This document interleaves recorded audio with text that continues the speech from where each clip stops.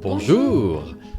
Welcome to the new year and 2016's very first episode of So French, a podcast about the twists and turns, intrigues and insights to all things French. Every 2 weeks we select the best, most interesting and fascinating of French news stories, all brought to you from our studio in the heart of Paris. My name is Stefan Vries. And my name is Sara Bertilsson. This week we'll talk about the French world of comics, which might not be too funny if you're a woman. And we all know about Marie Antoinette and her faiblesse for cake, but we'll bring you the story about the cake which was forbidden by the Sun King and which was brought back by the revolution. But first, the Charlie Hebdo commemorations. This week was already 1 year ago since the day the terrorist attack against the satirical magazine Charlie Hebdo took place, where the Kouachi brothers killed cartoonists, journalists, as well as a bodyguard and a police officer in the heart of Paris. The event was followed by the hostage situation in the east of the city, where Ali Koulibaly killed 4 people in a kosher supermarket before being killed by the French SWAT teams. Over the last week, there have been a lot of public gatherings and official speeches, televised documentaries and special magazines editions, and around 100 books have been published about the topic this month. And then there was the Grand Finale, the homage to the victims, organized at the Place de la République in the center of Paris. Last year, millions and millions of people gathered in the city for a silent march. Now this year, it was a little bit different. This is how it sounded this week. Pour apaiser la peine de tout un pays soulevé, nous étions venus sans peur et sans haine ce dimanche de janvier. Okay, so that was Johnny Hallyday singing Un dimanche en janvier, a Sunday in January. I think we need for our international audience to explain who is Johnny Hallyday, this French icon. Yeah, he's not very known outside the French-speaking world, but he has sold over 110 million albums. Incredible. He's over 70 years already. And not only that, he is so rich that he has to live in Switzerland for fiscal reasons. He's also a close friend of Nicolas Sarkozy.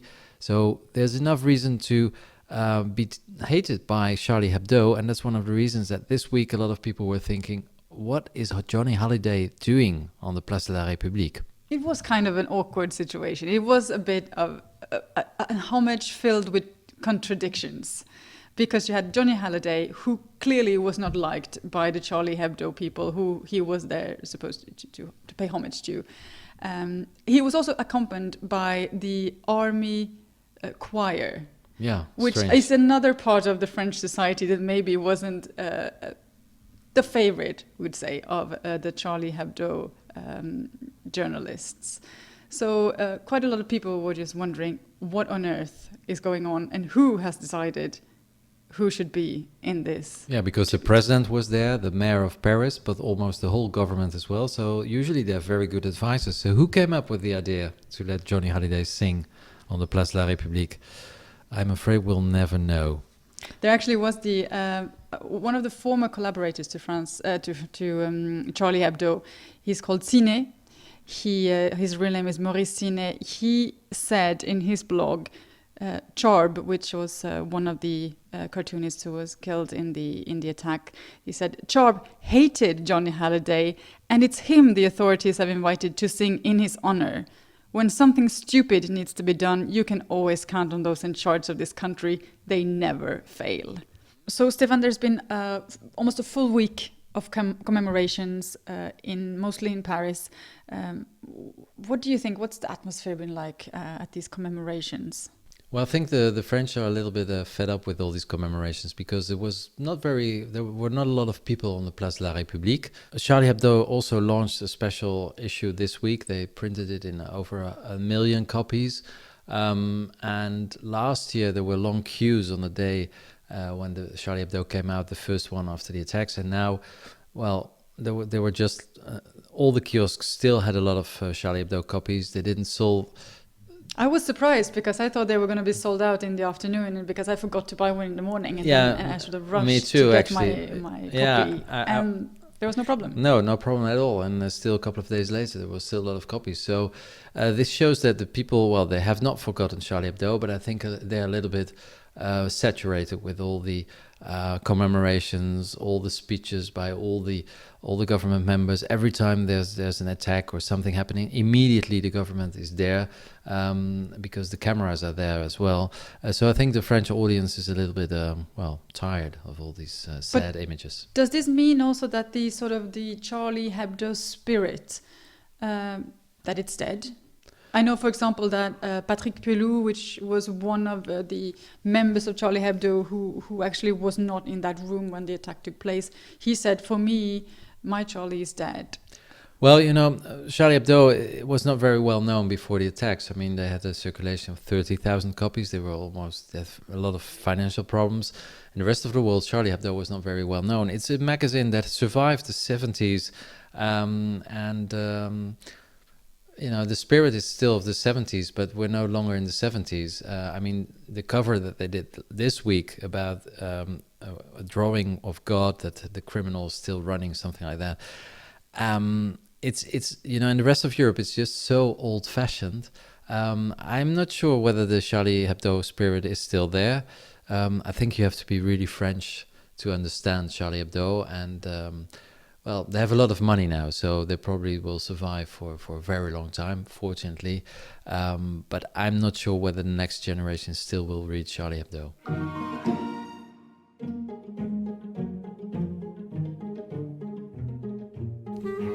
So this brings us to our scandal of the week. And the competition was pretty hard, but we decided to go with one that hasn't got very much international attention, even though it very much symbolizes France and French culture. We're speaking about comic books, or BD, as they're called here in France, which is short for bande dessinée. It's very much the perfect bridge between politics, society, and art. And here in France, it even goes under the name of the ninth art. And every year, the small town of Angoulême holds a very famous and well-renowned comic book festival. And as every festival with some kind of self-esteem, Angoulême has its own prize, Le Grand Prix, it is called. Very clever name. However, this year, the short list to this award, which is not that short, it actually got 30 names on it, did not include one single woman. I repeat, not one. On 30 men. Yeah. 30 men, not one woman. And this actually prompted several of the nominated men to withdraw their names from the list. Hundreds of female cartoonists threatened to boycott the festival altogether and not even show up. And the issue of macho and sexist culture in the world of French comics finally, maybe we should say, got up to the surface. Now, there are French cartoonists who are women as well, around 13%, so it's a minority, but they're still there. And the festival director Franck Bondou, he thought there was nothing wrong. He defended himself by saying that the prize was some kind of not a life achievement, but an appreciation of a long career, and that there were no women who were qualified for this. The organizers then tried to respond to the outcry by promising to add women to the shortlist, but it was already too late. They drew a fresh backlash with comments that there are few female artists in the comic book history and that positive discrimination doesn't make sense in the arts. The festival director even said, if you go to the Louvre, you'll eagerly find very few women artists. That's what he said, but he probably forgot that all the people who were depicted on the paintings in the Louvre are mostly women. Well, the festival later changed its mind and said it would open the Grand Prix to a vote with no proposed shortlist.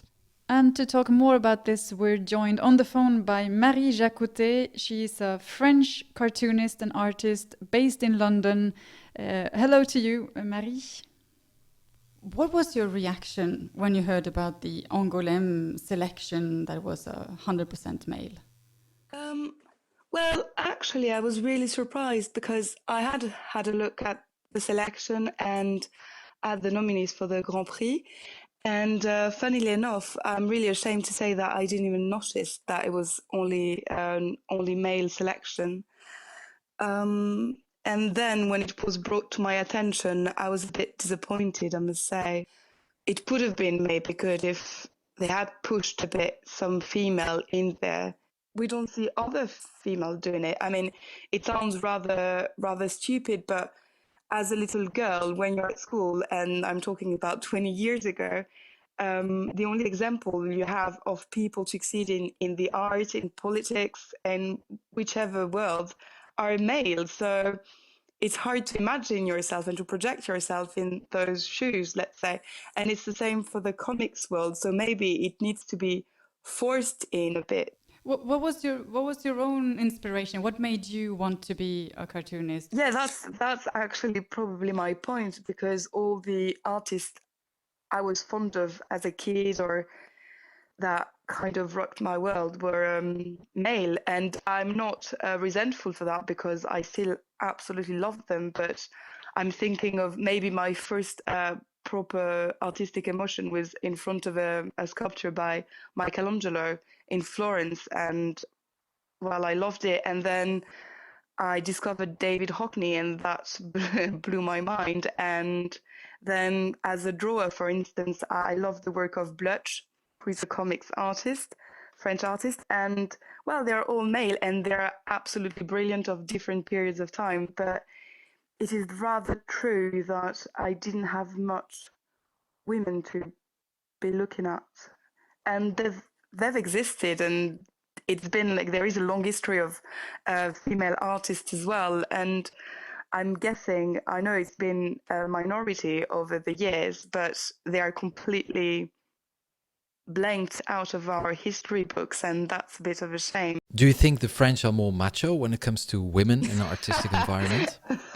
I would say that culturally, I notice a difference of behavior in between male and female in France or in England, but I wouldn't be able to say how that translates in the art world or the comics world, really. Could you suggest our listeners a couple of female cartoonists that they absolutely have to discover, apart from you, of course? Of course I can. I mean, I really love the work of Anouk Ricard. Her work makes me laugh so hard.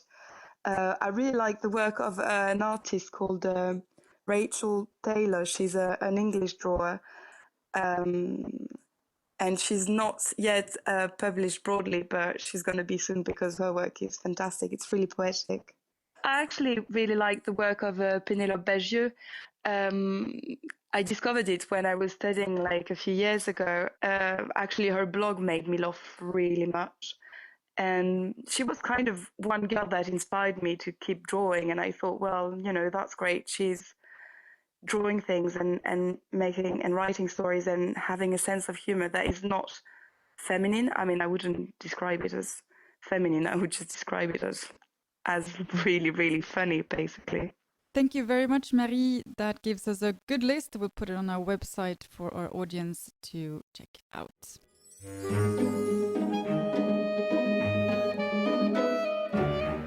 And now, since we are so French, this is the moment for this so French story. Last month we talked about foie gras. This episode we're talking about food again. Stefan, what are we eating today? Well, Sara, this episode we'll be eating une galette des rois, or the king's cake. It's something that everybody's eating in the first week of January and almost the whole month of January. It's a round cake with a golden color. It's a symbol of the sun, and it's usually eaten to celebrate the arrival of the three wise kings. So everybody on the 6th of January is eating it. But it's actually, it dates from much earlier, the winter solstice on December 21st, a pagan festival. So this cake was eaten by pagans, basically. And that's the reason why it was forbidden by the church, and also the Sun King Louis XIV, Louis XIV. Now, the cake is very good. I like it. I don't know if you like it, Sara, but I do. You do? Can you make it? Because it's quite difficult. No, I buy it. You buy it, yeah, just like everybody does. And it has something special in it, actually. In the cake, there's a magic bean, just one. Usually it's made of porcelain. And if you break your teeth on it, or just find it in your cake, then you're the king or the queen of the day, and you're allowed to wear a crown. It's also the origin of many violent conflicts in many families with more than one child, because if there's one child who gets the bean and the other doesn't, well, then it's war. Conflict, absolutely. Serious conflict. Yes. Now, it's not only the children who like these beans, but they're actually people collecting them. And they have a special name. They're called Fabophiles. So the lovers of beans. Word of the day. Yeah, word of the day. Fabophiles, lovers of beans. And not any bean, just a bean in the galette des rois. Well, the beans are very expensive, actually, because you can buy them on eBay. There's special clubs where they exchange the beans. So it sounds like an innocent cake, but there's actually a huge business behind it. And every year, the region of Paris, the Île-de-France, they choose the best galette des rois. And this year, the winner is the boulangerie Anita et Sylvain Joubert, and it's in Taverny, a town north of Paris. So if you want to have your cake and eat it, then you have to go to Taverny for the best galette des rois. That wraps up this 4th edition of So French. You can follow us on Twitter at SoFrenchNews. And if you have any questions or suggestions, send us an email. Our address is sofrench@sofrench.news. And don't forget to subscribe to our podcast in iTunes or SoundCloud, or share So French with your friends. We'll be back in 2 weeks with a new episode. We hope you'll join us then. Thank you very much for listening. And we'll leave you with David Bowie, the genius who passed away this week. You already heard a lot of his hits, but probably not this song, his only one in French.